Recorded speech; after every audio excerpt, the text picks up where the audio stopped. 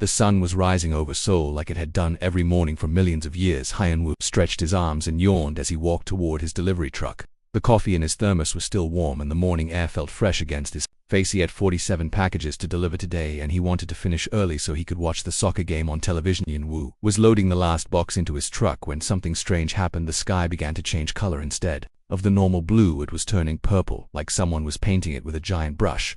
He stopped and looked up, thinking maybe it was pollution or some weird weather, but the purple kept spreading across the entire sky like spilled paint on paper. Other people on the street had noticed too. An old woman selling vegetables pointed at the sky and said something to her friend. A group of students walking to school had stopped and were taking pictures with their phones. A businessman in a suit stood frozen on the sidewalk staring upward with his mouth open. Then the ships appeared. They came through the purple sky like enormous metal mountains falling from space. Each ship was bigger than the tallest buildings in Seoul. They moved slowly and silently, casting huge shadows on the ground below. The ships were dark gray with strange lights blinking along their sides. They looked nothing like the spaceships in movies. These were real and they were massive. Hyun-woo counted 12 ships over Seoul alone. He could see more in the distance heading toward other parts of the city. The ships positioned themselves over major areas like they were planning something. Each ship hovered about 1,000 feet above the ground, just floating there like they weighed nothing at all. People on the streets were acting differently now. Some were running and screaming. Others were calling people on their phones. Many were just standing and staring like they could not believe what they were seeing. Cars had stopped in the middle of roads and drivers were getting out to look at the sky. Traffic lights kept changing colors, but nobody was paying attention to them anymore. The ships had been hanging in the sky for about an hour when the broadcast began. Every television screen in the city suddenly showed the same image. A tall alien creature with purple skin and glowing red eyes was standing in what looked like a command room. The alien wore silver armor that seemed to shine with its own light behind him. Other aliens in similar armor were working at strange control panels. When the alien spoke, his voice was deep and echoing like it was coming from inside a cave. The words came out in perfect Korean, which was somehow more frightening than if he had spoken in an alien language. I am Commander Vex of the Valix Empire. We are the rulers of this galaxy. For 300 years, we have conquered every world we have visited. Your planet Earth is now under our control. You will surrender immediately or face destruction. Your military forces are no match for our power. Your weapons are primitive. Your technology is ancient. Submit now and your deaths will be quick. The alien commander waited as if he expected an immediate response, but Earth was not like other planets. Earth had thousands of different governments and millions of people who all thought differently. The response he got was not what he expected. Some world leaders tried to contact the aliens to negotiate. Others declared war and mobilized their armies. A few countries surrendered immediately.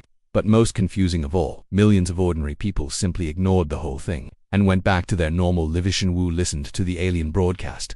While sitting in his delivery truck when it finished, he looked at his list of packages, shrugged his shoulders and started the engine.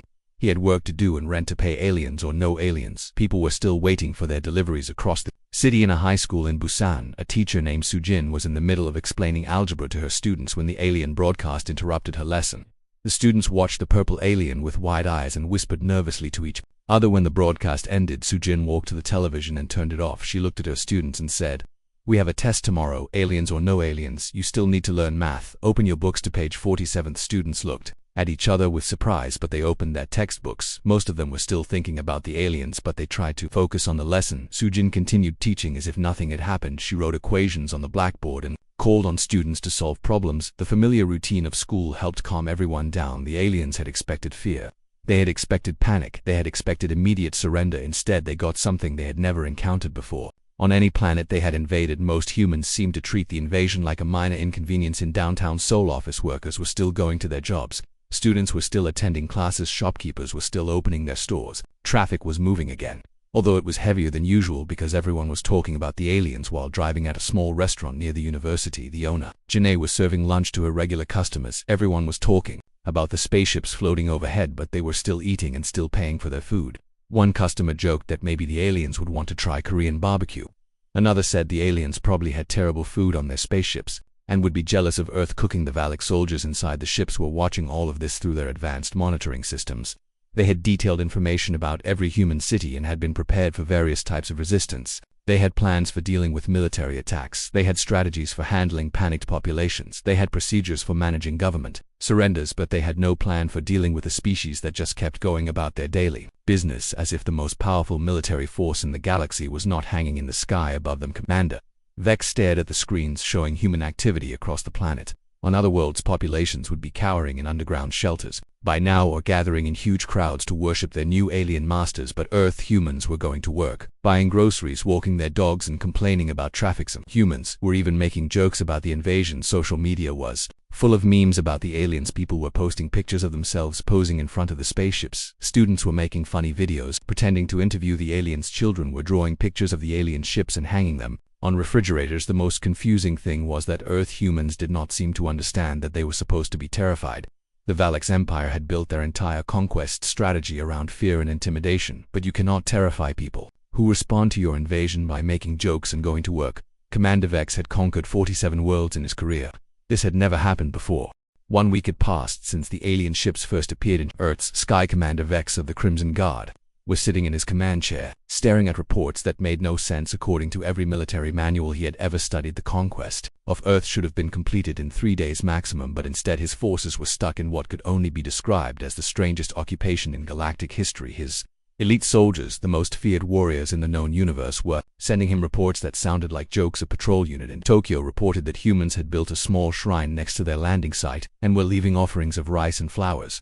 An assault team in New York complained that street vendors kept trying to sell them hot dogs and pretzels. A reconnaissance squad in London had been invited to tea by an elderly woman who insisted they looked hungry. Commander Vex had tried to establish control points in major cities across Earth, but every attempt had failed in the most bizarre ways possible. When his forces blocked a major highway in Seoul, the humans simply took different routes. Traffic apps on their phones updated automatically to show alternate paths around the blocked highway. Local residents set up small food stands to sell snacks to the delayed drivers. Some enterprising humans even started offering guided tours to see the alien roadblock. The situation in Daegu had become particularly confusing. A Crimson Guard unit had tried to commandeer an auto repair shop owned by a human named Jamin. Instead of fleeing or fighting back, Jamin had welcomed the alien soldiers and offered to fix their damaged vehicles. He spent 2 hours examining their transport craft, making disapproving clicking sounds with his tongue. Your anti-gravity generators are running too hot, Jamin had told the confused soldiers while lying under their vehicle with a flashlight. The power distribution system is completely inefficient. I could redesign this whole thing to run twice as long on half the energy. Who designed this anyway? Some intern. The Crimson Guard soldiers stood around awkwardly while this human mechanic criticized technology that was thousands of years more advanced than anything on Earth. But the most embarrassing part was that Jamin was right. The vehicles did run hot, and they did use too much energy. The aliens had never thought to question their own technology because it worked well enough to conquer planets. By the end of the day, Jamin had not only repaired their vehicles, but had also improved them. The engines ran quieter and cooler. The weapon systems recharged faster. The communication arrays had better range. The Crimson Guard unit found themselves in the unprecedented position of owing a favor to one of their supposed conquered subjects. Videos of Jamin working on alien technology while chatting casually with the soldiers spread across human social media. Within hours, millions of people watched the mechanic explain to armored space warriors why their exhaust system was poorly designed. The comments section was filled with humans making jokes about alien engineering and offering their own technical advice. Similar incidents were happening everywhere. The Valix forces tried to establish control in Busan. A group of soldiers had occupied a government building expecting to take over the local administration. Instead, they found that the humans simply moved their meetings to a nearby coffee shop. The mayor continued running the city from a table by the window while citizens lined up to buy lattes and discuss municipal issues. The coffee shop owner, a woman named Haewon, had initially been nervous about the alien occupation of the building next door, but when she realized the situation was bringing more customers to her business, she embraced it. She put up a sign that read "Best Coffee Near Alien Headquarters" and started selling Galactic Warrior lattes with extra foam, shaped like spaceships. When the Valix soldiers finally entered the coffee shop to demand information about the relocated government offices, Haewon treated them like any other customers. She asked if they wanted their drinks for here or to go and whether they preferred regular or decaf. The soldiers were so confused by her casual friendliness that they forgot why they had come inside. The real problems began when the Valix decided to use their standard intimidation tactics on conquered worlds. They would destroy a few buildings to demonstrate their power and force immediate submission. They selected a shopping mall in Incheon for destruction, assuming that the loss of a major commercial center would terrify the local population into surrender. The orbital bombardment turned them all into rubble in seconds. Commander Vex watched the destruction from his ship, expecting to see panicked crowds fleeing the area. Instead, he witnessed something that had never happened on any other world. Within 2 hours, construction crews arrived at the blast site and began clearing debris. By morning, the area was bustling with activity. Food trucks surrounded the construction zones selling breakfast to the workers. Someone had already installed temporary lighting and portable toilets. A local entrepreneur had set up a small booth selling hard hats and safety vests to curious onlookers who wanted to get closer to the action. Most shocking of all, someone had erected a large sign that read, "Future home of new Incheon Mall, grand opening next year, we build back better." A smaller sign below it advertised pre-leasing opportunities for retail space in the new improved mall. The humans were not just rebuilding, they were treating the destruction as an opportunity for urban improvement. City planners arrived with blueprints for a more modern mall design. Environmental engineers discussed adding green spaces and solar panels. Local artists proposed including a memorial garden and a small museum. About the day aliens visited Incheon, Commander Vex stared at the live feed from Incheon, trying to understand what he was seeing.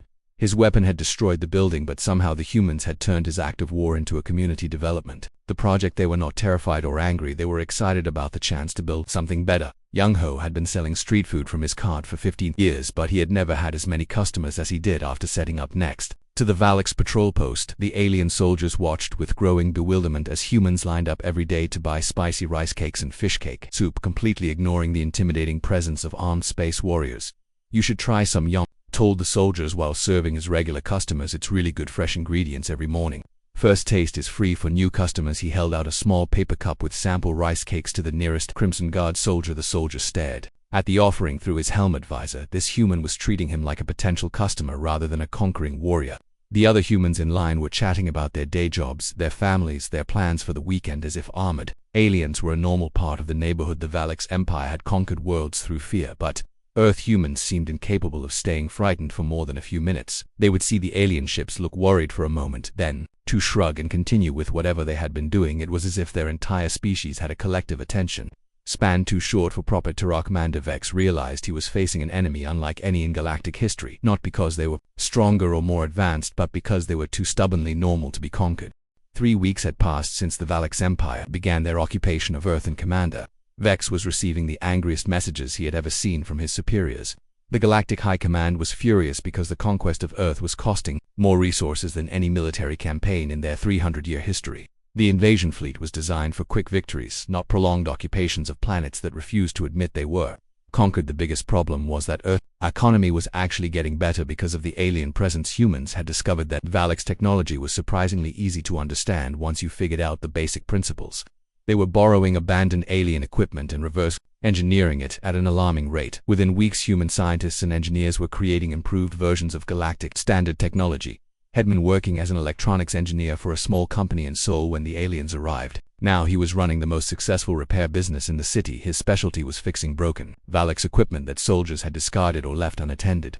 His workshop had become an unofficial training center where humans learned how alien technology actually worked. Alien energy weapons are incredibly wasteful, Minho explained to his wife over dinner while sketching diagrams on a napkin. They used 10 times more power than necessary to achieve the same effect. I could redesign these plasma generators to be far more efficient. The aliens seemed to have never learned the concept of energy conservation. His reputation spread quickly through social media, and soon people from across the country were bringing him alien devices to repair or improve. Minho discovered that Valak's technology was built for durability rather than efficiency.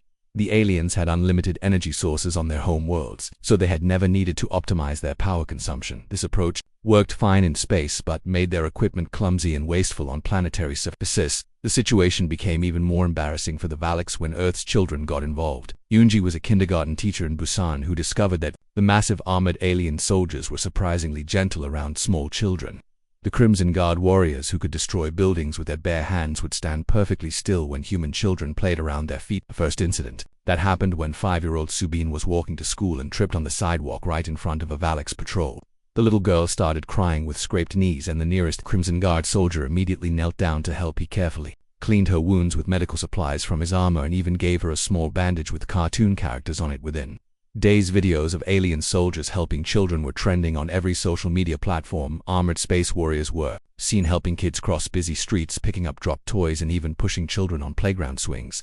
The mighty Crimson Guard found themselves becoming unpaid babysitters and crossing guards for Earth children. Parents quickly realized that the aliens were excellent at child safety. Alien soldiers had enhanced reflexes and could spot potential dangers that humans might miss. Children were actually safer walking to school when Valak's patrols were nearby. The soldiers seemed to have some kind of protective instinct that activated around young human Sunji started bringing her entire kindergarten class on field trips to see the alien patrol posts. The children would draw pictures of the soldiers and give them handmade gifts. The warriors who had conquered star systems found themselves awkwardly accepting finger paintings and paper flowers from giggling 5-year-olds. The breaking point came when humans started treating the invasion as a tourist attraction. Travel agencies began offering alien occupation tours with professional guides who could explain Valak's technology and culture. Hotels advertised stay near real space soldiers as a premium feature. Restaurants created themed menus with dishes named after alien ships and weapons. The Crimson Guard elite soldiers who had never been defeated in battle found themselves posing for selfies with excited teenagers.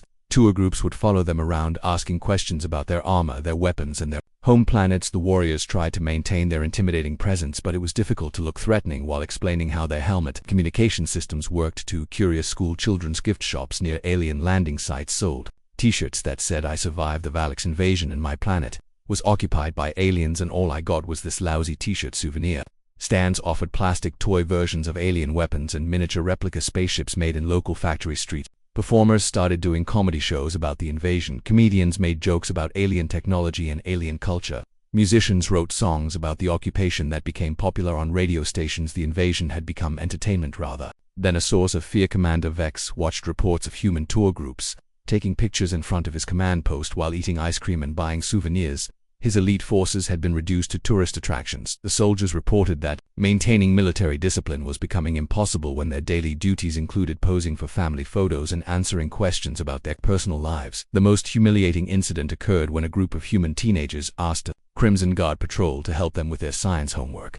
The soldiers found themselves explaining basic physics and chemistry to high school students who were genuinely interested in learning about advanced galactic science. The warriors spent 3 hours tutoring the teenagers and even helped them build a small model rocket for their school projects. Social media was flooded with posts showing alien soldiers integrated into human daily life. Valak's warriors were seen shopping for groceries, helping elderly people carry heavy bags, and even participating in local sports games. Human children had started a trend of decorating alien patrol posts with drawings, flowers, and small gifts. The occupation had become a cultural exchange program rather than a military conquest. Earth humans had somehow transformed their conquerors into helpful neighbors and volunteer community service workers. The Crimson Guard was losing its reputation as the galaxy's most feared military force and becoming known as the galaxy's most helpful tourists. Commander Vex realized that his forces had not conquered Earth. Instead, Earth had conquered them through kindness, curiosity, and an absolutely unshakable refusal to be properly intimidated. That humans had weaponized their own normalcy and were winning a war without firing a single shot. 2 months into the occupation, the Valak's empire was facing the worst crisis in their military history. The conquest of Earth was draining their resources faster than any war they had ever fought, but they could not declare victory because the humans simply refused to admit they were defeated. Even worse news was spreading to other conquered worlds throughout the galaxy. If Earth's civilians could ignore the mighty Valak's military, then maybe other species could resist. Tour revolts were starting on planets that had been peacefully occupied for decades. The subject species were not using weapons or violence. Instead, they were copying Earth's strategy of stubborn normalcy. Alien populations were going back to work, refusing to acknowledge their Valak's governors and treating occupation forces like unwanted tourists. The entire foundation of the Valak's empire was beginning to crack. Seng Wu had been a history professor at Seoul National University before retiring 5 years ago. He had spent his career studying how ordinary people responded to major historical changes. When the aliens arrived, he decided to continue his weekly public lectures in the university park, just as he had done every Saturday morning for 20 years. His topic was the art of persistence in daily life, and his audience had grown from the usual dozen elderly people to thousands. The park was packed every Saturday with humans of all ages sitting on blankets and folding chairs listening to the old professor talk about maintaining personal principles during difficult times. Seng Wu never mentioned the aliens directly, but everyone understood his message. When faced with any major disruption to your normal routine, he would say the best response is to hold firmly to your most important values and continue doing the work that gives your life meaning. Temporary difficulties pass, but the habits that define who you are should remain constant. His lectures were being broadcast live on social media and translated into dozens of languages. Humans around the world were sharing quotes from his talks. Occupied populations on other planets were somehow receiving copies of his speeches. The Valak's empire found that their greatest enemy was a 7-year-old retired professor who simply refused to change his weekend routine. The aliens made their most serious mistake when they decided to use their ultimate weapon, orbital bombardment. They announced that unless Earth surrendered immediately, they would destroy every major city on the planet. The death toll would be in the billions. The Valak's high command believed that finally they had found a threat that would terrify the stubborn humans into submission. The human response was not what they expected. Instead of panic, millions of people gathered in the target cities. They brought picnic blankets, music speakers, and food to share. If they were going to die, they decided they might as well enjoy their final hours together. The threat of total destruction became an excuse for the largest parties in human history, and so families spread blankets in parks and shared homemade food. Students brought guitars and sang songs together. Children played games while their parents watched. Alien ships overhead preparing to fire. Street musicians performed free concerts. Food trucks appeared selling snacks to the crowds gathered under the shadow of death. One was a street musician who played violin near Hongdae Station every evening. For tips, when the bombardment was announced, she decided to give a final concert in the city center. Thousands of people gathered to listen as she played beautiful, sad songs that made everyone cry and happy songs that made everyone dance. If we're all going to die together, she announced between songs, then let's make sure we die as friends. She played music from every culture she knew. Korean folk songs, classical European pieces, American jazz, African rhythms, Indian ragas, music that celebrated every part of human civilization that the aliens were about to destroy. Similar scenes were happening in every targeted city. Humans were treating their potential destruction as an opportunity to come together and celebrate everything good about being human. They shared food, told stories, sang songs, and danced together under the alien ships. The atmosphere was more like a festival than a funeral. The Valak's commanders watched these gatherings through their targeting systems, trying to understand what they were seeing on every other world. The threat of orbital bombardment caused mass hysteria, evacuation attempts, and desperate pleas for mercy. But Earth humans were having picnics and concerts. They were laughing and crying and hugging each other, but they were not begging for their lives. Commander Vex stared at the images of millions of humans gathered peacefully in target zones waiting to be killed. His finger hovered over the bombardment command, but he could not press it. How do you destroy people who respond to your death threats? By throwing parties. How do you kill civilians who are singing lullabies to their children while staring up at your weapons? The scene that finally broke him was in a park in London where a group of children were releasing colorful balloons into the sky. Each balloon carried a small note written by a child. Some notes had drawings of their families, others had messages like "Thank you for visiting Earth and we hope you find peace on your home planet and maybe someday we can be friends." The balloons floated up toward the Valak's ships carrying the innocent hopes of human children who were about to be killed. The sight was being broadcast live across the galaxy. Other conquered species watched as Earth children sent friendship messages to the aliens who were preparing to destroy them. Commander Vex realized that he could not give the order to fire. The entire galaxy was watching, and if the Valak's empire killed millions of civilians who were responding to threats with music and friendship and children's drawings, then the empire would become known throughout history as monsters who murdered innocents. But if they did not fire, then every species in the galaxy would know that the mighty Valak's military could be defeated by civilians with picnic blankets and balloons. The empire faced an impossible choice: destroy their reputation as honorable conquerors or admit that their ultimate weapon was useless against people who refused to be afraid. The bombardment never came. Instead, the galaxy watched as the most powerful military force in known space was defeated by the simple human refusal to let fear control their actions. Earth had weaponized love, friendship, and stubborn optimism. The aliens who conquered worlds through intimidation had no defense against a species that responded to death threats by having block parties. News of Earth's victory was already spreading to every corner of the galaxy. The age of conquest through fear was ending because one small planet had shown that some things were more powerful than the biggest weapons. The end came not with explosions or battles, but with a single message transmitted from the Valak's High Command to Commander Vex. The order was unprecedented in 3 centuries of galactic conquest. Withdraw all forces from Earth immediately. The Empire could no longer afford the occupation, and they could not destroy a planet that had become a symbol of hope for oppressed species throughout the galaxy. Earth had cost the Valak's empire more resources than their previous 50 conquests combined. Their military was designed for quick victories followed by efficient resource extraction, but Earth produced no tribute, sent no slaves, and refused to acknowledge Valak's authority. Instead, the humans kept borrowing alien technology and making it work better than the original designers had imagined. The withdrawal announcement created chaos in the Valak's chain of command. Crimson Guard soldiers who had never retreated from any battlefield in their careers were being ordered to abandon a conquest that had never actually been completed. They were leaving behind a planet full of civilians who had somehow defeated the galaxy's most advanced military through nothing more than stubborn politeness. As news of the withdrawal spread across Earth, something remarkable happened. Instead of celebrating their victory, millions of humans gathered at alien departure sites. They came not to cheer or mock their former occupiers, but to say goodbye like they were seeing off, visiting relatives who had overstayed their welcome. The humans brought gifts, homemade food carefully wrapped in colorful paper, small pieces of artwork created by children, handmade crafts that showed the skill of human artisans, books of poetry and philosophy translated into the Valak's language, musical recordings that represented the best of human culture, practical items like warm clothing and preserved food for the long journey back to Valak's. Potato Hyen owned a small bakery in Gangnam that had been popular with local office workers for 15 years. When she heard about the alien departure, she spent the entire night baking cookies shaped Like spaceships, stars, and little alien figures, she packed them in boxes with ribbons and brought them to the departure site at dawn for your journey home, she told Commander Vex as she handed him the largest box. Everyone gets hungry when traveling long distances.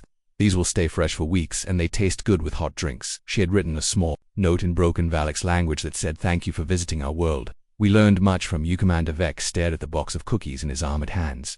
This human baker was giving him farewell gifts like he was a friend leaving after a pleasant visit, rather than a military commander retreating in defeat. The other humans around him were doing the same thing, offering food, flowers, small toys, and handwritten notes to his confused soldiers. The scene was being broadcast live across the galaxy. Billions of beings on thousands of worlds were watching as Earth civilians said goodbye to their would-be conquerors with the same warmth they might show to family members. The mighty Crimson Guard warriors who had terrified entire star systems were accepting homemade cookies and children's drawings from the people they had tried to subjugate. Some of the alien soldiers were crying inside their helmets. Never in their military careers had they been treated with such consistent kindness by people they were supposed to have conquered. The humans had spent 2 months treating them like confused tourists rather than dangerous invaders. They had offered help, food, friendship, and patience to warriors who had come to destroy their civilization. Jinwoo was 7 years old and had drawn a picture of Commander Vex standing next to a human child under a rainbow. The drawing showed the alien commander without his helmet, smiling and holding hands with the little human. He had written in crayon, "I hope you visit again when you are not so angry. Maybe next time we can play together." The child approached the towering alien commander and held up his drawing. Commander Vex knelt down to accept the artwork. His hands were shaking as he looked at the simple picture that showed him as a friend rather than an enemy. The other humans were watching quietly, giving the moment the respect it deserved. As the alien ships prepared for departure, the humans began singing it. It started with a few voices humming a gentle melody, then spread through the crowd until thousands of people were singing together. The song was not triumphant or mocking, it was peaceful and welcoming, like a blessing for travelers beginning a long journey home. The words were simple: "Safe travels, friends. May you find peace among the stars. Remember that Earth will always welcome visitors who come in friendship." The melody was beautiful and sad and hopeful all at the same time. It was the sound of a species saying goodbye with love instead of hatred. The final image broadcast across the galaxy showed the massive Valak's fleet rising slowly into Earth's atmosphere while millions of humans below waved goodbye like they were seeing off beloved relatives. Children held up handmade signs that said, "Come back anytime and we will miss you, and next time bring your families." As the alien ships disappeared into space, the humans did not celebrate with parades or victory speeches. Instead, they cleaned up the departure sites, carefully collecting any litter and making sure the areas were left better than they had found them. Then they went home to their families and returned to their normal lives as if the most powerful military force in the galaxy had never visited it. All news of Earth's impossible victory spread throughout the galaxy faster than light.